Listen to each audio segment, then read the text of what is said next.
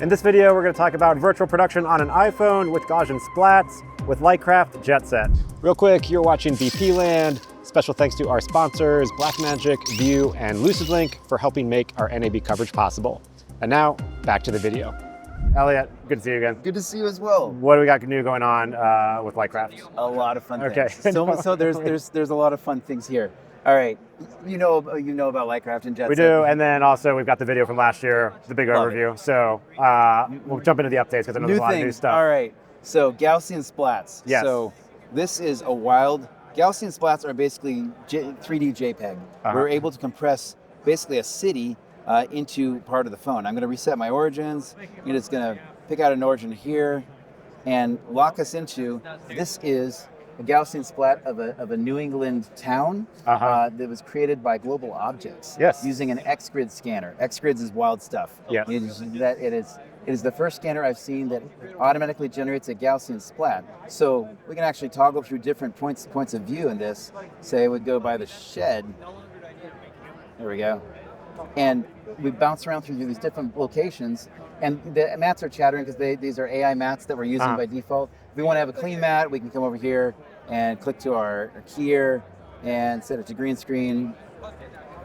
And then we can clean mats. But the AI mats are really useful for testing stuff out when you don't have a green screen.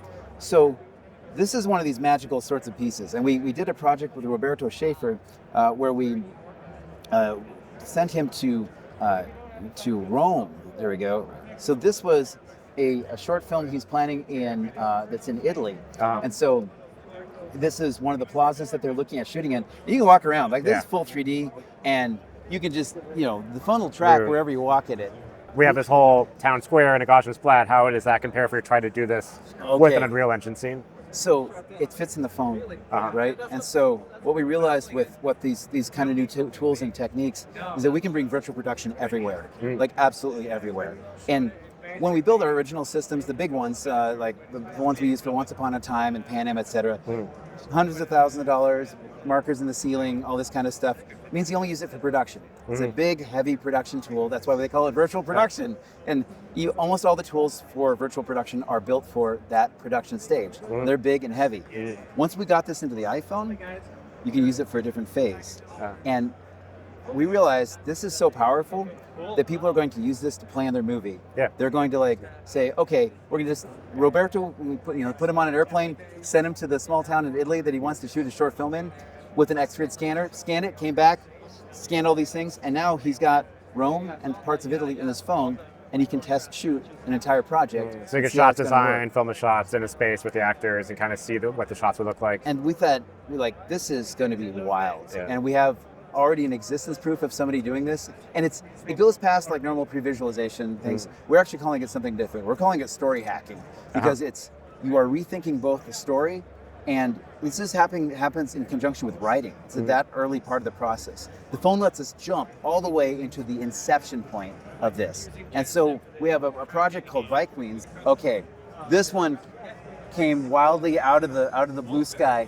Director Harold Zwart directed a lot of my movies, The Modern Karate Kid, One Night at McCool's, all serious stuff, right? This is a major working director in Hollywood. He wanted to do an animated feature, and he knows animated features. He's done them. He's worked in animation. The traditional way is you sit down for 2 years and draw storyboards and you animate them and stuff like that.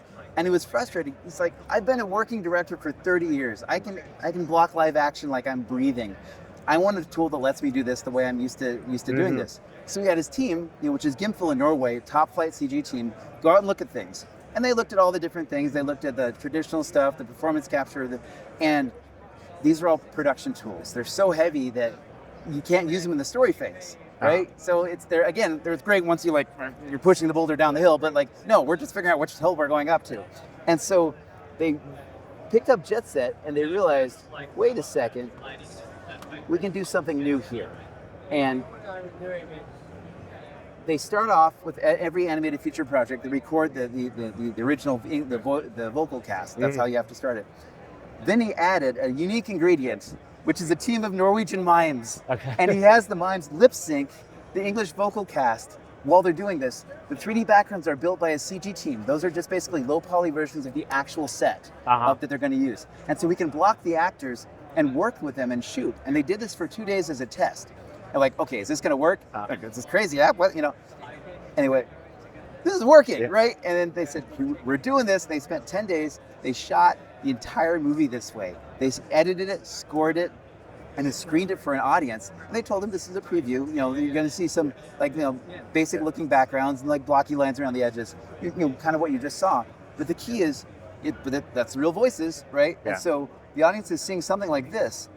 They're debugging their story, and they're debugging their story before they launch into major animation, the heavy 3D work. And then they actually took it further when they put the camera tracking data from Jetset, and they put the video of the characters through Wonder Dynamics. There we go. And to put all these things together. Wonder Studio. Oh yeah, there we go. They rebranded to Wonder Studio. They were Wonder Dynamics. Okay. Yes. Okay. And this means that what they hand over to the animators is a blocked scene. The camera's position is exactly where it needs to be. So to go through this workflow, they're basically using live actors. They're filming the live actors with Jetset, loading in a rough 3D environment that they built, but that could be a Gaussian splat or another space. They're using they're story hacking. They're using virtual production to figure out their story before they go, and this is the lighting test where they actually took it through the pipeline. Filming with real people, they have the comped image with the performance, and then taking that output, running it through Wonder Studio, which can track the person, track the motion, replace them with a CG character, but it also gives the animators like a first pass. And the lead animator, Nina, said it basically gave them a 2-year head start. That's crazy. It said to cut 2 years off the development cycle on an animated feature film. I also imagine there's a lot of benefits by doing a lo-fi version of the movie that they can figure out where the story doesn't work before they went down the pipeline of I think it's high fidelity. I think it's fundamental. Yeah. I think this, and again, we had to come up with a new name for it because it's not just writing, it's not just editing, it's not just storyboarding or something like that. You're figuring out, and it's happening both in the live action world with these XGRID scans. I think it's going to happen there, and it's happening in the animated world with the Vicleans and reference capture. But people take one look at it and go, that's how we're doing this. Because it's, we could plan out and shoot and watch it, and it's real obvious when you watch something what went wrong, right? If you have the performances and things like that. And the part that costs a ton of money is getting everybody dressed up and beautiful sets and everything photographic. But the voices, getting the voice cast, that's not you. We have our actors do a line reading, and it's gonna work out fine. So so we figured this is, again, we're doing that's this really cool, everywhere. like animation pipeline. I think we're going to see people pre-shoot their whole show, but then they have to switch into production, and this is the next piece. So where do you see with production going? So the new thing that we've added, in a couple of the new pieces. So you saw Gaussian Splats, but we now are doing cinematic compositing. We're taking a live feed from the red, going through the Axion CMO, which is our on basically the video capture system, which is why we're working with Axion on this, and what makes Jetset Cine possible, and directly compositing it, rendering and tracking it inside the iPhone. So what you see here is the actual Cine video, tracked, rendered, and comped completely inside the iPhone. There's no brain bar, there's no external workstation, there's no markers. And it's basically closed loop virtual production. So you get your live preview, and then you take your original media, you've got all of your tracking data in here, and then you marry the two together. And in fact, we can record, I can record a 24p clip of you. All right, so. Yeehaw. Yeah. we can set you up with a hat. Get the full. There. All right. All right, 3, 2, 1, let's record.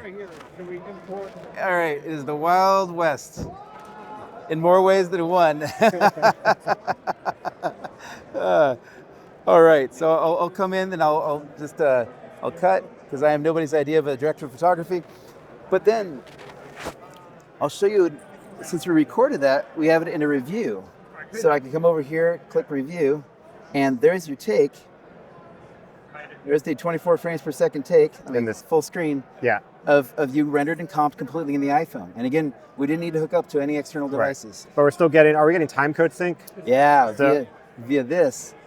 We have a tentacle sync here that links the time code of this red camera to the tracking data time code in here, so that you could do a rough edit with these clips, but then go exactly. back and do your like online with your source material. It's the very beginning of our editorial pipeline. Yeah. So we can now actually generate, we're dubbing a super daily because it's got, the camera, it's matching time code to this and the frames match this. So you give that to editorial, and then you can, later on for visual effects, you deal with the R3D frames, that kind of stuff. I had one other question about kind of Gaussian splatting. So you're kind of using it for pre-pro. It has some issues for like final pixel. Where do you see this going in the future, like to get Gaussian splatting to be kind of good enough where we can use that as like our final environment? We'll want to go over and talk to the CEO of XGRIDs to get it from the birds, but I've heard that the initial XGRIDs solves are remarkable, but they're not, final pixel, it's 8-bit, that kind of stuff. And go over and talk to him as well. But my understanding is that they have plans to be able to let you capture ultra high-res DSLR frames, and the LCC Studio app, which is what XGRIDS uses to crunch their raw scans into a Gaussian splat, apparently is going to be able to take in these high-resolution images and crunch them along with the rest of this, so you get a super high-quality So sort splat. of like an automated process, like a photogrammetry automation to merge the splat. They already are doing. They already have the system that automatically integrates the LIDAR and the multiple cameras on the Lixel to generate the Gaussian splat. The existing cameras are fisheyes, and the quality is okay. Right. We've covered this with we did a Leica video on their LIDAR, and it's a similar issue. We get the accurate LIDAR scanning, but it's not high quality enough with the cameras to get like a image that we need for media production. But then you would have to like take the image. You have to take your own stills and like what Global Objects does, kind of marry the two together. But they have like a secret sauce process. So you're saying like, again, XGRIDs talk to the XGRID CEO on this, because he just told me, and he told me that, and I just felt the world changed, because at that point you could get if you, especially, I think the way it's going to go, you send your DP over to do the initial scans, all the locations. Shoot this, figure out where your heat map is from all your frustrums, because we keep track of where the cameras are and match them back into the original scan. Then you could go back and say, I need all these views from here, and shoot the daylights out of exactly those pieces that you need for coverage. And even send your DP back so he can light it the way he wants to light it.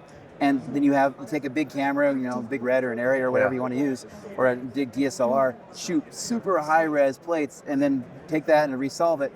This is conjecture. I'm just got to say that this is.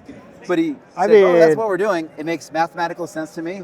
But that is how you're going to do virtual production with final quality Gaussian splats. If you can walk in and you're, okay, what camera are we going to use to capture this? Like, a good one. And tripod or super high crisp sort of stuff. That's going to be final. It's absolutely going to be final. So this will be cool. All right. Well, I mean, like you're saying with the workflow, this is all the Wild West for new forms of virtual production. So we're seeing some crazy stuff. The other piece that we're doing. So we got Aximetry. Yeah. So one of the other pieces we now have is Aximetry integration, because the real-time comp inside the phone is good, but it has limits, right? We have to crunch down to 720p or 540 so the phone can process it.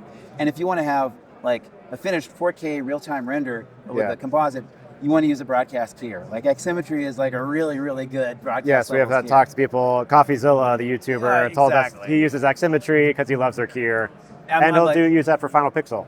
And it's a really, the keyer is remarkably good. And so we just added our support to AGTP, which is the Aximetry's pipeline for it. And so then we can actually load it into both the free version of Aximetry and in their pro and broadcast versions of it. It's just the free version of it, you have to send in the lens data separate. That's okay.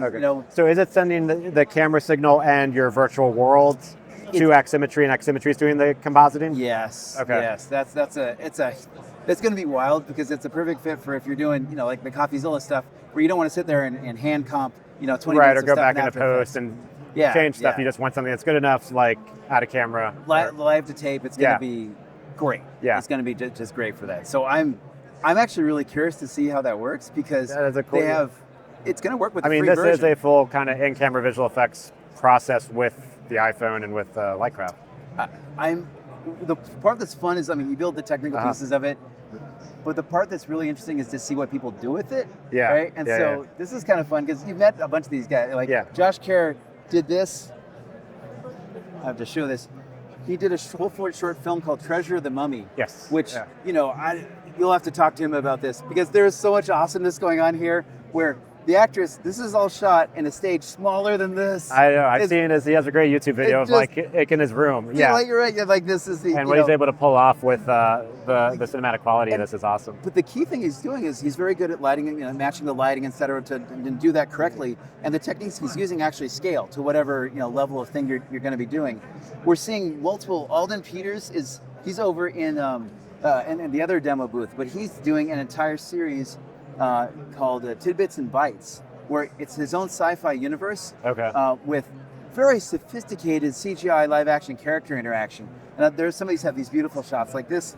You know, this is an indie project. There's 5 people on set here, but it's a full character interaction and CGI integration. It's a beautiful story. You should really watch it. But the key thing is that the tools are enabling. The tools are just tools. The thing that makes it amazing is when creators actually use it to create something cool. And we're seeing that. We're seeing people start to make short films. This one just came in this morning, which is nuts. This is amazing. This is Entrenched. This is Bad Beetle Entertainment. And we talked to them with like, okay, we're going to do this kind of wild take on this kind of a war film aspect of it, set in the Hoth battle. And to see all the things they're doing, and I've got a small crew, small space. Like you're gonna see this. This is this is the smallest. One of the worst green screen. I think that wins the award for the most wrinkled green screen. I'd love to actually just send this to a typical effects supervisor to watch them just pass out cold. But all of a sudden, because we are automating the grunt work of the shot construction. I mean, they did the best things. This is Navaz Dowling and Roman Dowling. And so they put the effort in really good costumes, and they're using digital work for the backgrounds, jet set tracking, everything.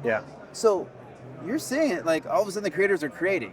You know, this is, I get very excited about this because it's like, that's why we started the company, right? And it's just fun. So you build the technology and you hope that somebody picks it up and uses it.